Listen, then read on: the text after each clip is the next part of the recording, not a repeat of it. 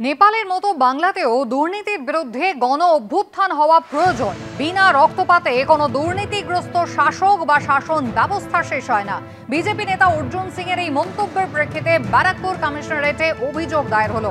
কমিশনারেটের থানায় থানায় অভিযোগ দায়ের করল তৃণমূল কংগ্রেস। ভাটপাড়া, জগদ্দল, নৈহাটি, টিটাগড় সহ একাধিক থানায় অভিযোগ দায়ের হলো শাসক দলের পক্ষ থেকে। রক্তক্ষয়ী আন্দোলনের কথা বলে উনি মমতা বন্দ্যোপাধ্যায়কে খুনের চক্রান্ত করছেন। বিজেপি নেতার মন্তব্যের প্রেক্ষিতে অভিযোগ শাসক দলের।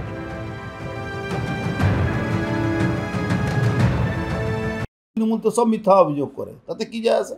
অভিযোগ করবে, 184টা মামলা হয়েছে, আরো 400 হলে গিনেস বুকে নাম উঠবে। আমি বলেছি বাংলায় কবে জাগরণ হবে? অভয়ার খুন হওয়ার পরে বাংলায় চাকরি নেই, এসএসসি 26,000 লোকের চাকরি চলে গেছে।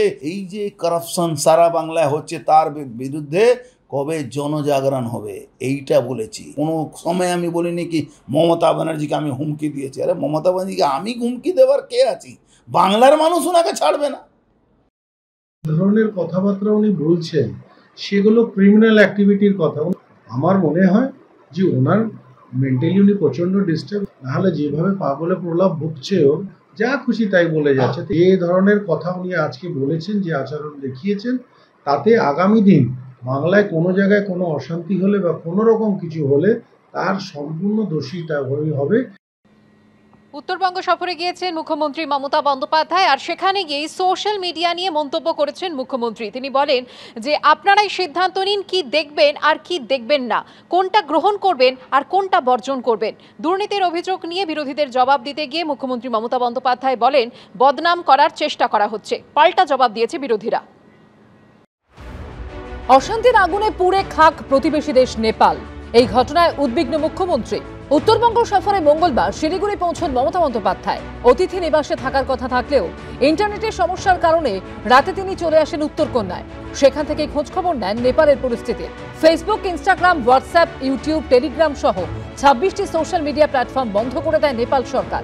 তারপরই দুর্নীতি, স্বজন পোষণ, মূল্যবৃদ্ধি নিয়ে সরকারের বিরুদ্ধে যে প্রতিবাদের ফুলকি তৈরি হচ্ছিল তা এক ধাক্কায় ভয়াবহ দাবানলের আকার নেয়। এই নিয়ে এদিন উত্তরকন্যায় মমতা বন্দ্যোপাধ্যায় বলেন মানুষই ঠিক করবে কোন সোশ্যাল মিডিয়া দেখবে আর কোনটা দেখবে না। টুইটার, ইউটিউব সব দেখবেন, ফেসবুক, কিন্তু মনে রাখবেন সবটা কিন্তু ঠিক নয়। অনেক ফেক নিউজ ছোটদের মাথাটা ঘুরিয়ে দেয়। দেখো, কিন্তু সবটা গ্রহণ করবে না। মনে রাখবে কোনটা গ্রহণ করবে আর কোনটা বর্জন করবে, এটা তোমাদের জানতে হবে। আমি পশ্চিমবঙ্গের মুখ্যমন্ত্রীর অভিসন্ধি বুঝতে পারছি না। উনি কি সোশ্যাল মিডিয়া এখানে বন্ধ করার কথা ভাবছেন কিনা সেটা ভগবানই জানেন। মানুষের হাতে তো সেই অধিকার আছে। মানুষের অধিকারটা ঠিকমতো ভোট বাক্সে প্রতিফলিত হতেও দেওয়া চায় না। গণতন্ত্র যদি না থাকে, আর গণতন্ত্র না থাকলে পরে তখন মানুষ রিয়্যাক্ট করে, তখন এই ধরনের রিয়্যাক্ট হয়। দুর্নীতির অভিযোগ নিয়ে বিরোধীদের নিশানা করেন মুখ্যমন্ত্রী। কিসের জন্য আমাকে এত বদনাম নিতে হবে? আমি সরকার থেকে 1 পয়সা মাইনেও নিই না। আমি তো বই লিখি, আমার 140টার বেশি বই পাবলিশ হয়েছে। আমার কি অসুবিধা আছে? কিসের জন্য আমাকে এত বদনাম নিতে হবে? আমার জায়গায় অন্য কেউ হলে লজ্জায় মাথা মতো করে পালিয়ে যেতেন, কিন্তু আমি এখনো সহ্য করি। কেন জানেন?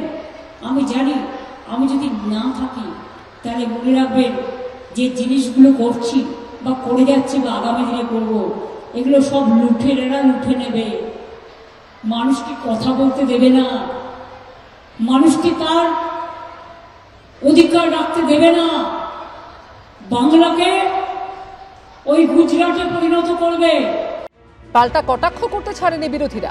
মুখ্যমন্ত্রী বিলাপ করছেন কেন আমি জানি না।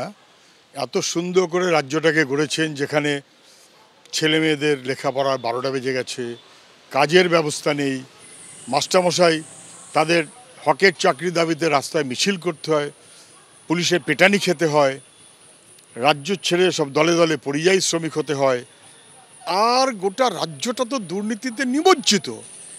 এই রাজ্যটাই উনি করেছেন। বুধবার জলপাইগুড়ির এবিপিসি ময়দানে সরকারি পরিষেবা প্রদান অনুষ্ঠানে উপস্থিত ছিলেন মুখ্যমন্ত্রী।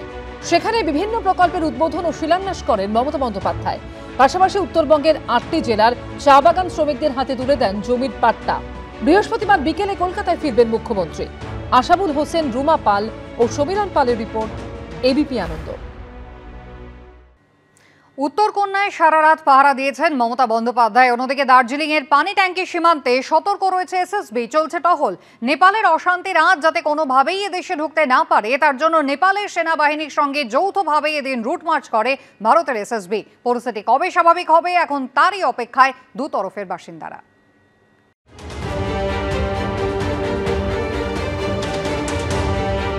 স্বরাষ্ট্র মন্ত্রকের অধীনস্থ সীমা সশস্ত্র বল বা এসএসপির ওপরই রয়েছে নেপাল ও ভুটান সীমান্তের নিরাপত্তা ও সুরক্ষার দায়িত্ব। এই অবস্থায় নেপালে অশান্তি ছড়ানোর পর দার্জিলিং জেলার পানি ট্যাঙ্কিতে ভারত নেপাল সীমান্তে বুধবার দিনভর দেখা মিলল এই ছবি। পানি ট্যাঙ্কির ওপারে নেপালের কাকর ভিটা। এই দিন সকালে হঠাৎই অশান্তি ছড়ায় সেখানে। অগ্নিসংযোগের ঘটনা ঘটে আর তা দেখেই পজিশন নিতে শুরু করেন এসএসবির জওয়ানরা। আমরা দাঁড়িয়ে রয়েছি পানি ট্যাঙ্কি ব্রিজের সামনে। আমরা দেখতে পাচ্ছি এসএসবির যারা অফিসাররা রয়েছেন এবং জওয়ানরা রয়েছেন তারা এই গোটা ব্রিজটাকে কিন্তু আটকে দিয়েছে। কাউকে নেপালে যেতে দেওয়া হচ্ছে না এবং এমনকি নেপাল থেকেও এদিকে কাউকে আসতে দেওয়া হচ্ছে না। সমস্ত গাড়ি আটকে দেওয়া হয়েছে। নেপালের সঙ্গে ভারতের অন্যান্য সীমান্তর মতোই কোনো কাঁটাতারের বেড়া নেই পানি ট্যাঙ্কিতেও। মাঝে রয়েছে কেবল সাদা রঙের একটি বর্ডার পিলার। এই দিন সকালে সেই বর্ডার পিলারের সামনেই এসএসপি এবং নেপালের সেনাবাহিনীর অফিসাররা নিজেদের মধ্যে বৈঠক করেন। ইন্ডিয়ান যারা রয়েছেন তারাও কিন্তু এখানে নিরাপত্তা রক্ষী এসএসবিরা তারা কিন্তু একেবারে নেপাল বর্ডারের কাছে এসে পৌঁছেছে এবং এইখানে দাঁড়িয়ে তারাও কিন্তু আলাপ আলোচনা চালাচ্ছে যাতে কোনো রকমভাবেই নেপালের এই গণ্ডগোলের আঁচ ইন্ডিয়াতে না ঢোকে। এবং আমরা দেখতে পাচ্ছি একেবারে ব্রিজের নিচের যে অংশটা যেটা সাদা অংশ সেটাই হচ্ছে কিন্তু বর্ডার এবং সেখানে দাঁড়িয়ে তারা কিন্তু আলোচনা চালাচ্ছে। দুপক্ষের বৈঠকের পরেই শুরু হয় ভারত ও নেপালের নিরাপত্তা বাহিনীর যৌথ টহল। একদম বর্ডার লাগোয়া অঞ্চল যেটা হচ্ছে নেপালের বর্ডার এবং ভারতের বর্ডার সীমান্ত অঞ্চলগুলোতে গ্রামগুলোতে যেখানে আজ সকাল পর্যন্ত তাণ্ডব চালানো হয়েছিল সেখানে কিন্তু একসঙ্গে তারা গ্রামগুলোর ভেতরে ঢুকে তারা তল্লাশি শুরু করেছে যাতে কোনো রকমভাবে কোনো অশান্তি না হয়। তাই এই গোটা অঞ্চল জুড়ে নেপালের সেনা এবং ভারতীয় সেনা তারা একসঙ্গে টহলদারি চালাচ্ছে। তবে বেলা বাড়ার সঙ্গে সঙ্গে দুদিক থেকেই বাসিন্দাদের এপার ওপার করতে দেখা যায়। কেউ ভারত থেকে কাজ ছেড়ে নেপালে ফিরছেন, আবার কেউ নেপালে আটকে পড়েছিলেন এবার বাড়ি ফিরছেন। আমরা দেখতে পাচ্ছি সকালের পর থেকে আস্তে আস্তে কিছু মানুষজন যারা নেপালের বাসিন্দা তারা কিন্তু নেপালে ফিরতে শুরু করেছে। অন্য দিক থেকে নেপাল থেকেও বেশ কিছু বাসিন্দা তারা কিন্তু আবার ভারতের পথে। ফলে সব মিলে পায়ে হেঁটে যাতায়াত আস্তে আস্তে শুরু হয়েছে, তবে সবটাই অত্যন্ত ঝুঁকিপূর্ণ। कहाँ जा रहा है? मैं इंडिया जा रहा हूँ। इंडिया। आपका घर कहाँ है? मेरा घर असम में। आप कहाँ जा रहा है? नेपाल घर जा रहा हूँ। घर जा रहा हूँ। आपका घर नेपाल में है जी। आप जानता है उधर क्या चल रहा है? जानता हूँ। जानता हूँ। गया श्राद्ध करने के लिए गए थे और आते आते ये हाल बन गया। পরিস্থিতি কখন সম্পূর্ণ স্বাভাবিক হবে সেদিকেই তাকিয়ে দুতরফের সাধারণ মানুষ। উজ্জ্বল মুখোপাধ্যায় রিপোর্ট, এবিপি আনন্দ, দার্জিলিং।